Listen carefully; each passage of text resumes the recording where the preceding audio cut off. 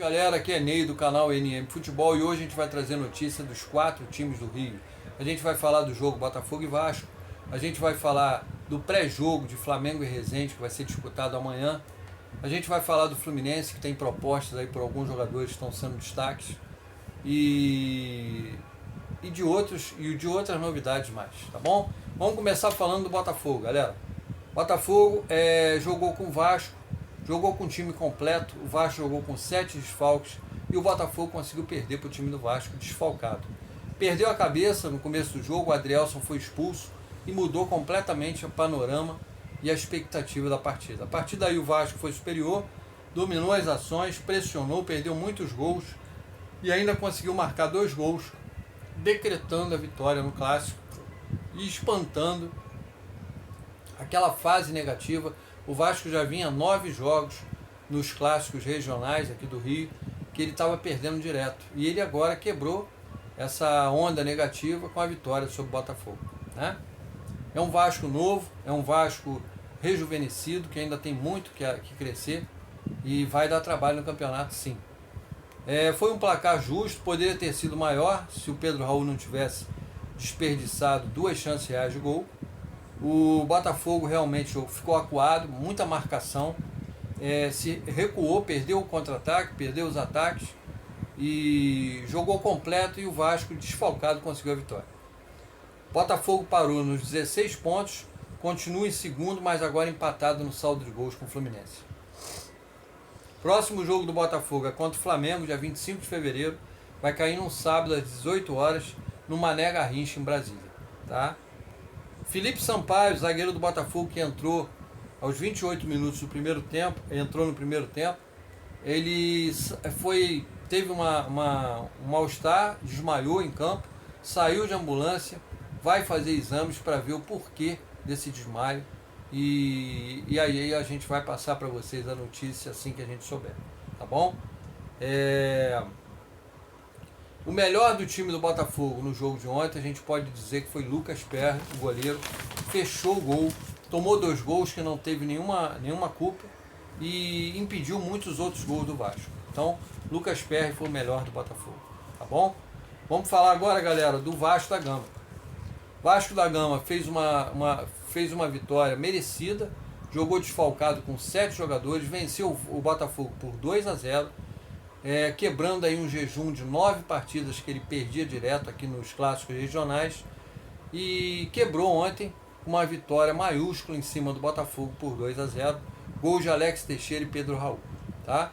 O Vasco agora entrou no G4 do Carioca e a partir do momento ele tem chances de se classificar, sim.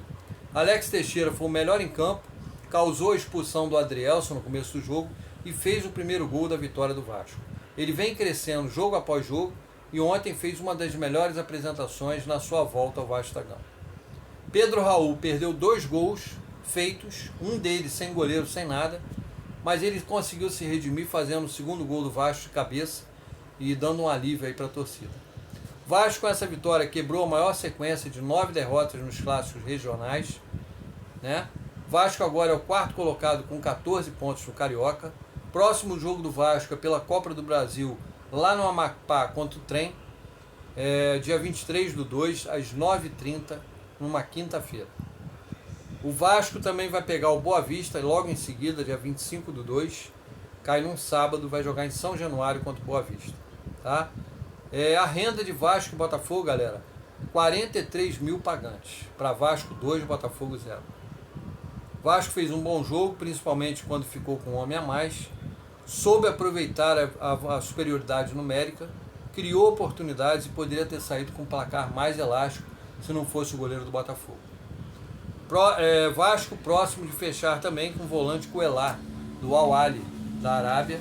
Já está tudo certo entre o jogador Vasco e também o Al Ahly. O jogador deve se apresentar semana que vem, de repente, para fazer exames médicos e começar a sua trajetória no Vasco, tá? Vamos falar do Flamengo, galera? O Al Hilal da Arábia vai fazer uma oferta pelo lateral esquerdo Ayrton Lucas, de 25 anos, do Flamengo.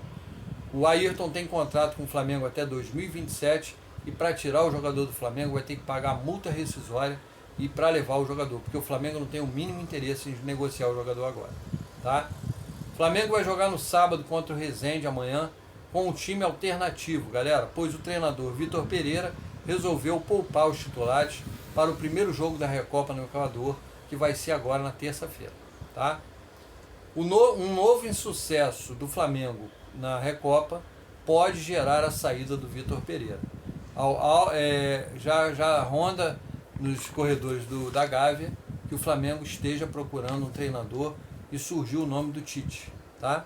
Então fiquem atentos, galera. Tomara que ele consiga a Recopa, mas caso ele perca, ele está na corda bamba, o Vitor Pereira.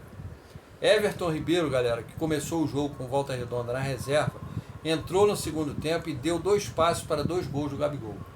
Não tem como o Flamengo se dar ao luxo de deixar um jogador como Everton Ribeiro na reserva, tá?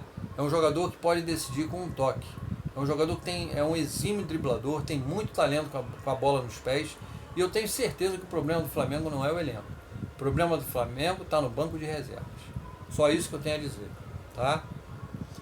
Outro erro é a insistência do Vitor Pereira em vira e mexe tirar o Arrascaeta do jogo. O Arrascaeta é um jogador que num piscar de olhos ele decide a partida. É um craque, é um jogador fora de série, assim como o Everton Ribeiro. Então não pode sacar o Arrascaeta, que nem ele fez no Mundial contra o time da Arábia, o Flamengo precisando da vitória. Não interessa se estava com um homem a menos ou não. O Flamengo tinha que ser ousado e buscar o empate e a vitória, e ele teve medo e tirou o Arrascaeta. E acabou com as chances de uma virada do Flamengo, né? Então, esses 2 erros tem que parar de imediato, tá? De imediato. Vamos para as escalações do jogo. O Flamengo jogou com Matheus Cunha, Wesley, Rodrigo vai jogar com Matheus Cunha, Wesley, Rodrigo Caio, Cleiton e Marcos Paulo, Igor Jesus, Everton Araújo e o Ayrton, Matheus Gonçalves, Mateusão e Lohan. Técnico Vitor Pereira. O Resende vai jogar com Vitor Brasil, Medina, Iago, Heine e Caxambu, Kevin Fraga, Denner e Stefano, Igor Bolt, Giovanni e Bismarck. Técnico Sandro Sargentini. O jogo vai ser no sábado, às 21h10, no Raulino de Oliveira, em Volta Redonda. O árbitro da partida é Everton Marques Ribeiro, tá? Vamos falar agora, galera, do Fluminense. Fluminense treinando forte, ao ritmo de Diniz, para botar o time mais entrosado ainda para a próxima partida, que é contra a Portuguesa.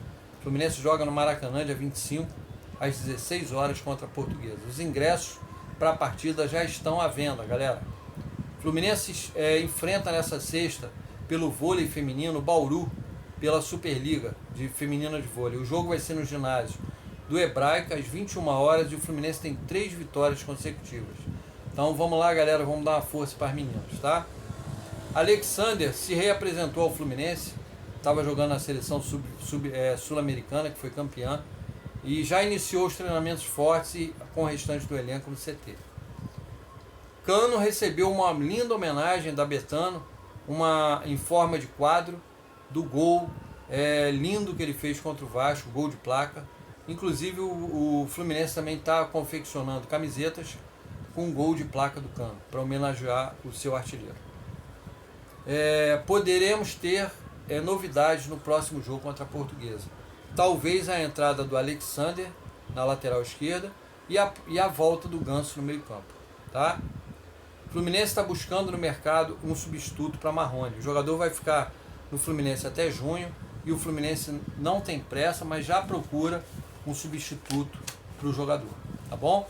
Um abraço a todos, galera. Peço que se inscrevam no canal, que deixem um like, e amanhã tem um novo vídeo aqui no canal para deixar vocês cada vez mais atualizados, galera. Fiquem com Deus, até amanhã.